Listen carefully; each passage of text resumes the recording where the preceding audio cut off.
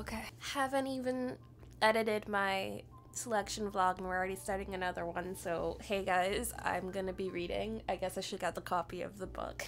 A Ballad of Songbirds and Snakes. At this point, you guys would have heard, because I announced it with Maureen, that we started our podcast and that we're doing the Hunger Games first. The final episode is going to be about this book. It's chunky. She said it was like 500 pages, which seems like a lot, but yeah, I'm gonna spend today and tomorrow reading it and doing other things, because I do have to edit that selection video and film another selection video that I had not even planned for yet. I feel like everybody's gonna be doing this for this book. Gonna be a lot of vlogs about it, but here we go. Okay, so it's probably like 1 o'clock-ish now. I finished chapter 1 at like 12:30. So far, I'm just angry reading it, which probably isn't the reaction, or maybe it is the reaction the author wanted. But snow is horrible. Everything is horrible. You just learned that for the first 10 years. Like, the Hunger Games are horrible, but the kids' deaths are at least acknowledged with like the games, with the broadcasting. There's like fanfare over it. But the first 10 years, the kids are in an arena, which is basically like an actual, what we think of when we think of arena, like people go to like sing songs, and like there's baseball games, I think is what happens at those like big stadiums. One of those is the first arena, and they've been using it for the past 10 years, but people don't watch it. So 23 kids are dying every year.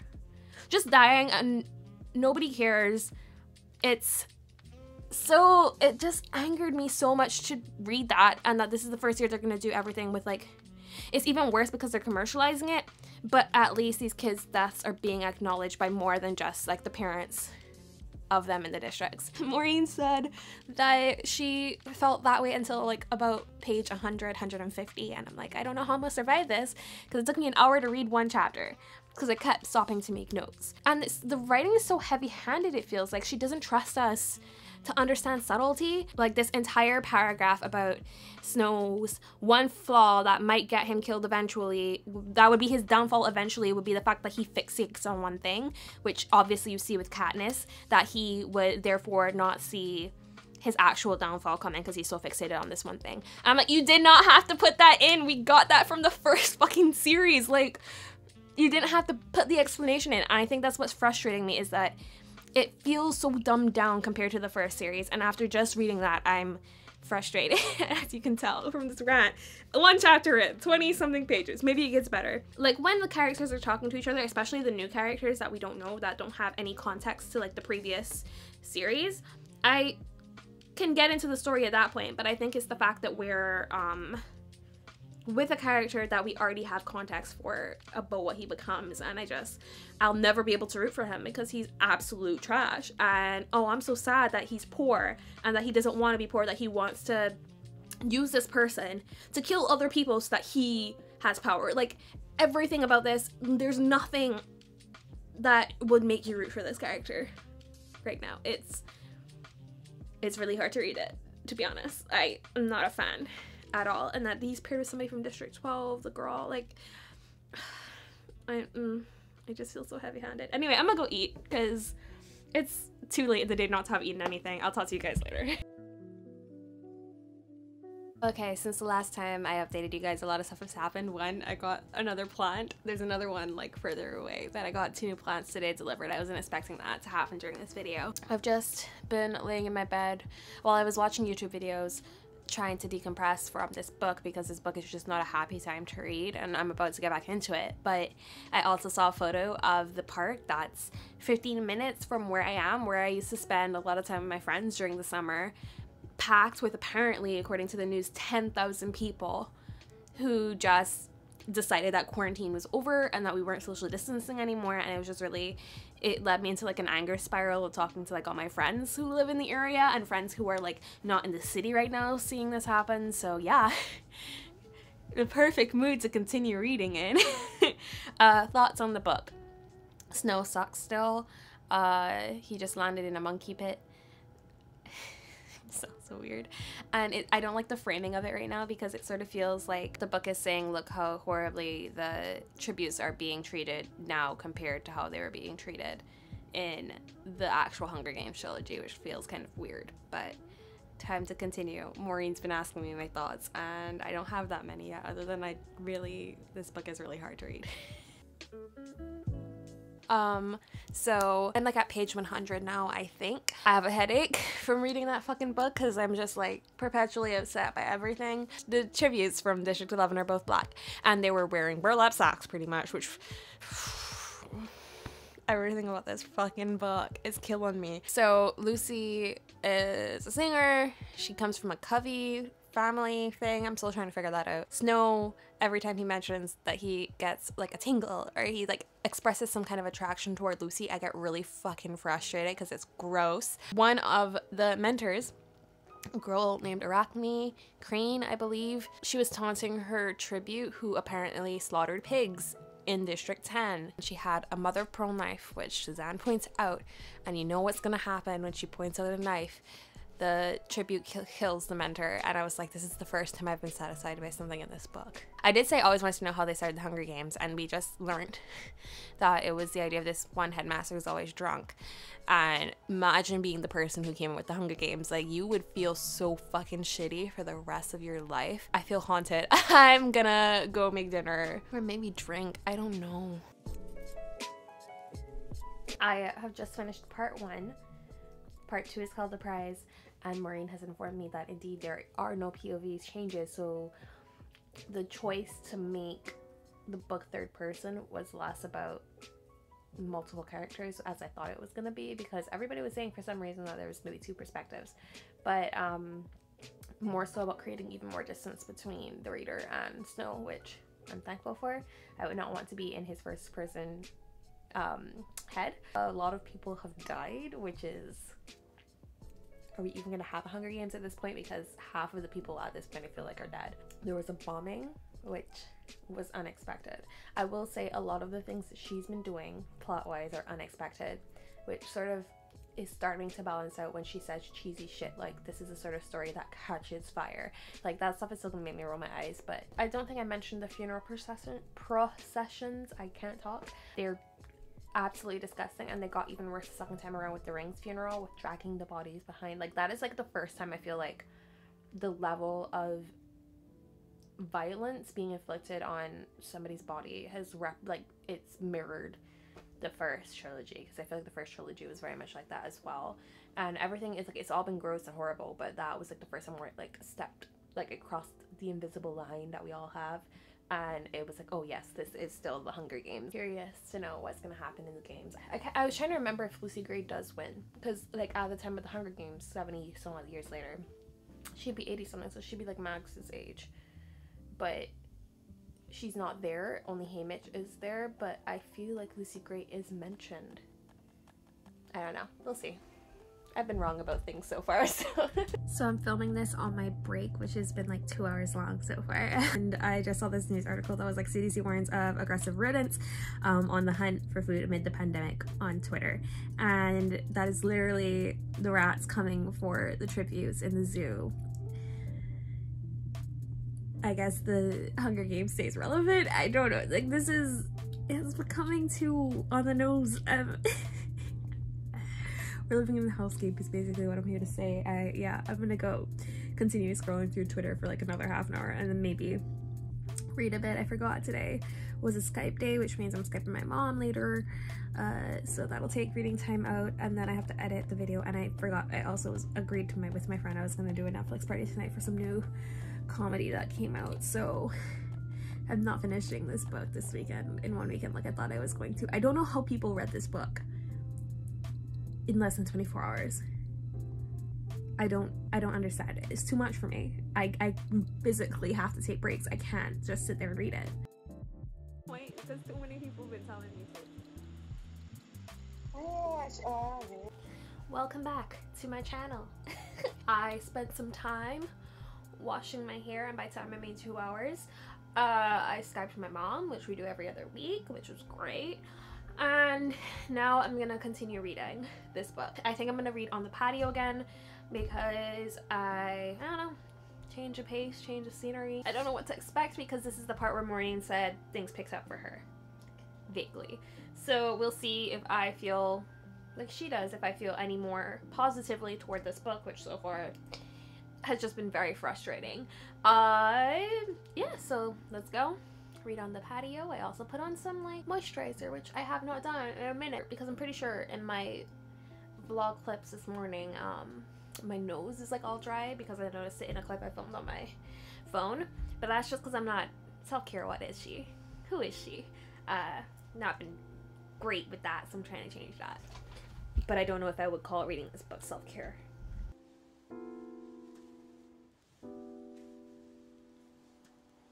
I was talking with Maureen, like we were sending audio messages to each other, and I've accepted, like at certain points I've accepted like this is just a book about a horrible person and it's going to be a struggle to get through it because he's going to do horrible things and just have horrible thoughts.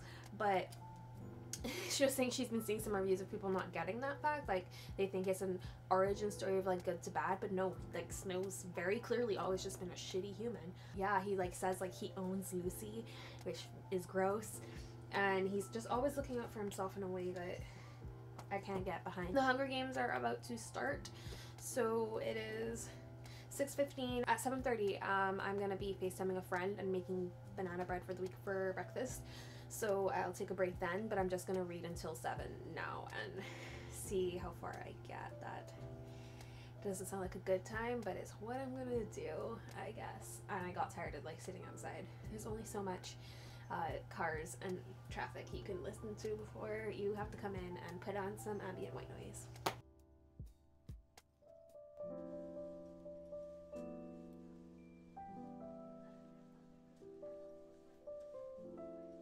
Okay, so it's 1:30 p.m. I just finished lunch, and for lunch today I did something a little different from what I normally do because normally I just watch YouTube videos, but today I decided to read for the half an hour that I took because it takes me half an hour to make my lunch. So yeah, I read for the half an hour. Snow continues to annoy me. I'm glad Sejanus is still alive because I wasn't sure that was going to happen, and I probably would have raged if he died, to be honest. I am probably gonna read a little bit more this evening. At some point I do have to edit a video. Once work is over, maybe from like 5 to 5:30, I'll take another break and sit on the balcony again and read. Yeah, I've read quite a bit today. Normally I don't read this much, but I think I just really want to get this book finished and I'm only halfway through is the thing. And there's still 200 pages of this fucking book that I saw together.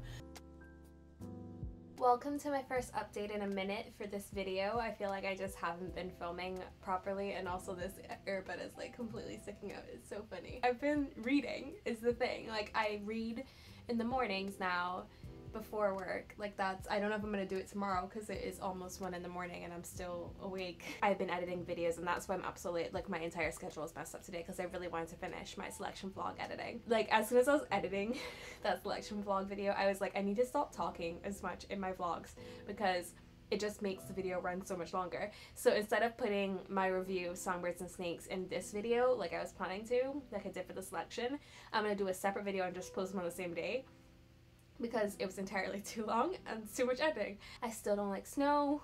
I don't think that's gonna change, although the author is doing something really strange right now because the book is divided into 3 parts, as every book in the first series was. It feels like a completely different book now, if I'm being honest. As soon as part 2 ended, it just changed because Snow becomes a peacekeeper, which at first I was like, okay, props to Suzanne Collins because I never would have seen that coming. But then I think the way I worded it to Maureen was, it felt like suddenly I was dropped into a not contemporary, but like a romance story where the lead, like the male lead, is interested in a country singer in a band and there is an ex. It was just, there's this one scene that I ended everything on and I was like, what am I, is this still the same book? Because something feels off. Also, there was another scene that sort of referenced something from the first trilogy.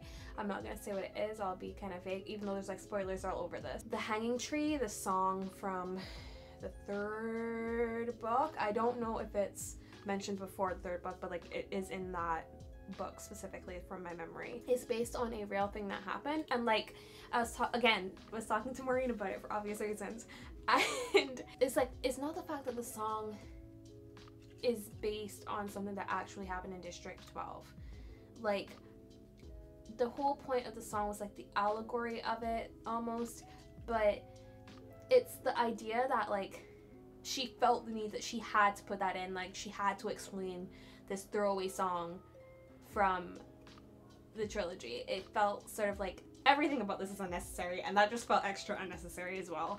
And I don't know if it's going to be confirmed or not, but like Lucy Greer probably wrote that song since she's apparently a singer. Everything about that scene where they're having a concert in the Hob felt wrong. It felt everything about this third part feels so wrong. Yeah, so I will read another chapter tomorrow morning before work and slowly finish this. Tomorrow's Thursday. I was going to try to finish it by Saturday so that I could like film my review and get that edited and up, since I don't film during the work week because it just does not fit with my schedule. But we'll see. I'm not going to rush it. It's not like I have anything pressing to read this for besides book club, which isn't until the end of June. So I think I've been talking for so long because I'm so tired and I'm just rambling. So I'm gonna go to bed. I will see you guys tomorrow in some clips. Okay, so I'm filming this update after filming my tier video. I've been drinking for this tier video, so I might be a little bit slower. Sorry for editing Paige having to edit me coherently. I haven't read the Ballad of Songbirds and Snakes since this morning, the one chapter I did read, because today the George Floyd stuff just hit me a lot harder than it has been the past couple of days. Like the past couple of days have been hard, but today just was a different level. I think it's because last night I was watching a Philip DeFranco update about the situation and he put the video in and I wasn't expecting that, so trying to find the point where the video was no longer in his update, I saw things that I was purposefully avoiding because I've seen those kinds of videos before and like I've seen enough of the violence against Black bodies. So I was not in a great place today. Between that and like being really busy at work, I just took lunch later than I usually do because I was dressing up for happy hour, because that's something we do every week. And so I just don't feel like I need to be reading about Snow right now. I don't care, quite frankly, about his perspective. So I'm gonna be avoiding it today. Tomorrow we'll see where I'm at. We'll see if I feel ready enough to pick that book up again where I left off. Snow was in a good place. He was happily with Lucy. They were together. I think something's gonna happen in 12. I think they're gonna do something to the Peacekeeper base, maybe.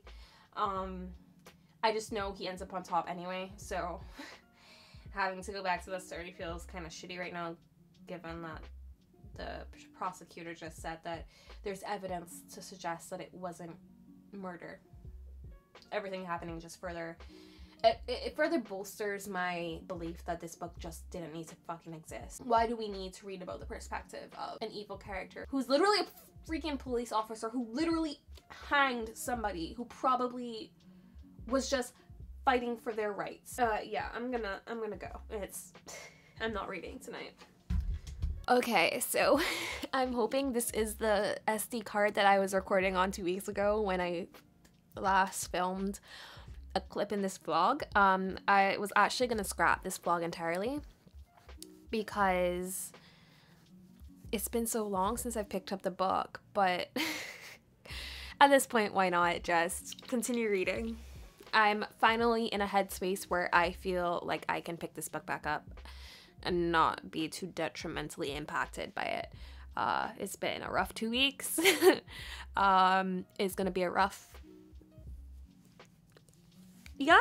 I'm still this much into it, so I'm thinking by tomorrow I could finish this book because I don't have any strenuous work that I need to do this weekend. I need to do some approvals for NetGalley and I need to take a photo, I'm pretty sure. So I don't have a lot of work to do this weekend, and Sims is at like a point where I don't have to play it for more than 2 hours at a time because I'm trying to be responsible with Sims. So yeah, I'm gonna try to finish this within the next 2 days. I'm gonna read a little bit now because I just got the urge randomly, which is strange. I'll read in bed though. I'm not gonna go onto the balcony because we are struggling still a little bit. I read a little bit a couple days ago and I didn't film it because My last video had just gone up and I was getting replies from people and I was overwhelmed and it was not a great time, and to be quite frank, like I said, I thought I was gonna end this vlog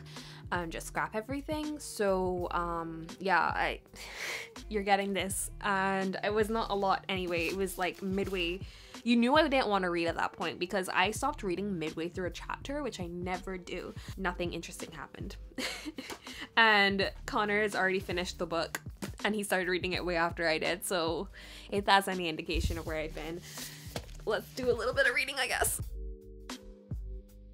Alrighty, a quick update for you guys. I read for like an hour last night. I have about 100 pages left of the book now. I read a couple chapters and I just got progressively angrier as I was reading. Sent Maureen a bunch of voice notes of me pontificating about whether or not we make room for these stories because of like societal error. I'll get more into that into like my review video, because I still have to I think I need to find like a dissertation or a thesis or something about the topics that I'm thinking about, because my brain just can't process these thoughts. I'm hopefully gonna finish the book on the patio right now. I am also gonna bring out my aloe vera plant that I dropped this camera on in my last reading vlog, because the pot has been broken and I just found a pot that I just happened to have from another plant, and I'm gonna transfer it while I'm on the patio because I don't want dirt all over my room. And that is the update. Maybe next time I talk to the camera I will be done the book. I still hate snow. Yeah, I'm really tired of reading about him. I can't wait to get to my queer Caribbean books after this for my other live show. I need to finish this book. It's been like a month at this point.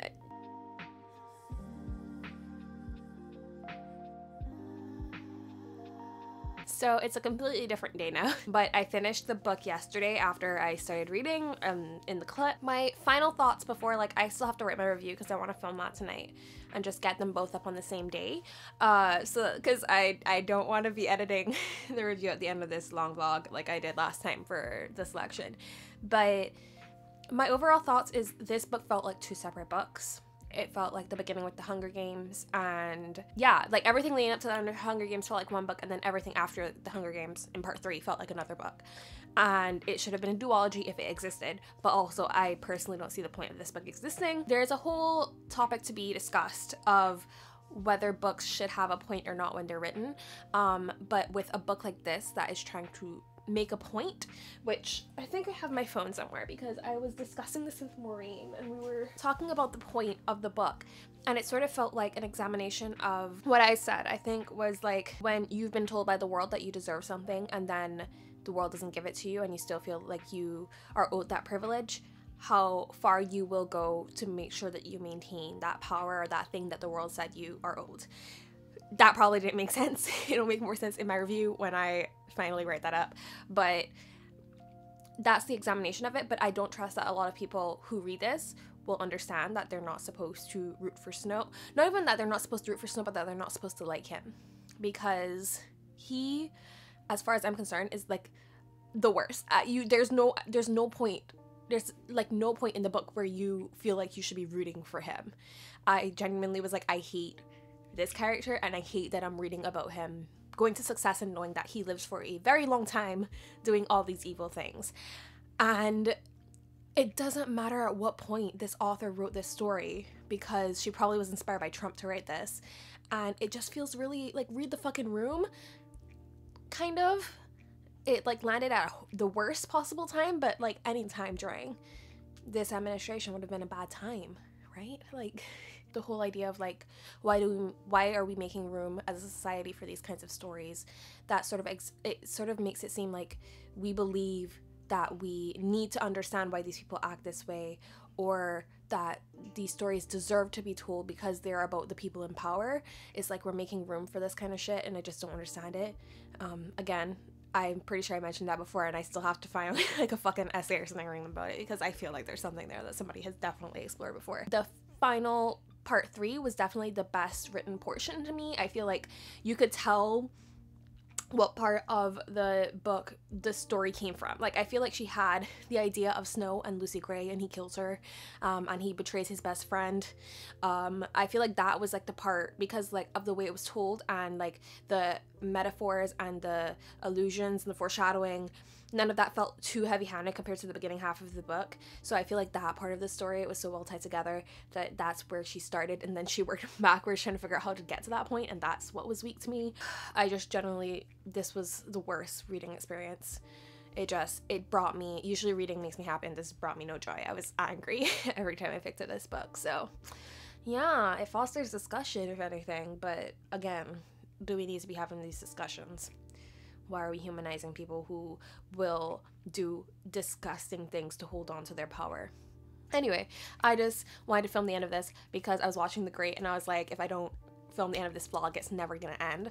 So here's the end of this vlog. I'm going to link my review somewhere on the screen. Let me know what you thought of this book if you read it, because I still haven't watched any reviews of anybody reading it. I really am curious about what everybody else, like how they experienced this book. Bye.